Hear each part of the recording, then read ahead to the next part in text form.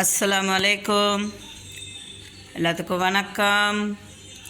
வாங்க, இப்போ என்ன தெரியுங்களா, இங்கே இட்லி உப்புமா மீந்து போன இட்லியில் உப்புமா பண்ணி வச்சுட்டோம். இப்போ டீ கூட சாப்பிட்றதுக்கு.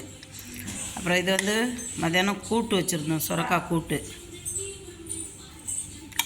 அது உப்புமா கூட மிக்ஸ் பண்ணி சாப்பிட்லாம், சர்க்கரை போட்டு சாப்பிட்லாம், சூப்பராக இருக்கும். டீக்கும் இந்த இட்லி உப்புமாவுக்கும் செம்ம டேஸ்ட்டாக இருக்கும். உங்கள் வீட்டில் இட்லி மீந்தால் நீங்களும் இட்லியை தண்ணியில் நனைச்சி உதுத்து போட்டுட்டு வெங்காயம், பச்சை மிளகாய், கடுகு, கொஞ்சம் உளுந்து, கடலப்பருப்பு, கருவேப்பிலை எல்லாம் போட்டு தாளித்து எண்ணெய் கொஞ்சம் தாராளமாக விடுங்க, வெங்காயமும் தாராளமாக.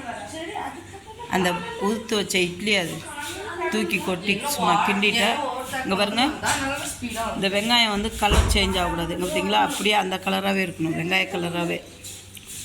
சும்மா இட்லி உப்புமா செம்மையாக இருக்கும். பிடிச்சிருந்தா ஷேர் பண்ணுங்கள், சப்ஸ்கிரைப் பண்ணுங்கள், லைக் பட்டனை ப்ரெஸ் பண்ணுங்கள். இங்கே பாருங்கள், ஈவினிங் டீ கூட இட்லி உப்புமா சூப்பராக இருக்கும். இதில் சர்க்கரை போட்டு சாப்பிட்டிங்கன்னா செம்ம டேஸ்ட்டாக இருக்கும். அந்த இட்லியில் உள்ள ஒரு மாதிரி புளிப்பு தன்மை, இந்த கடலப்பருப்பு, உளுத்தம்பருப்பு இதெல்லாம் இருக்கிறதுக்கு சும்மா கிறிஸ்பியாக கறக்கு முறுக்குன்ட்டு சூப்பராக இருக்கும். நீங்களும் செஞ்சு சாப்பிடுங்க. வாங்க, இப்போ எங்கூட டீ குடிக்க. பிஸ்மில்லா. பிடிச்சிருக்கா? வாங்க.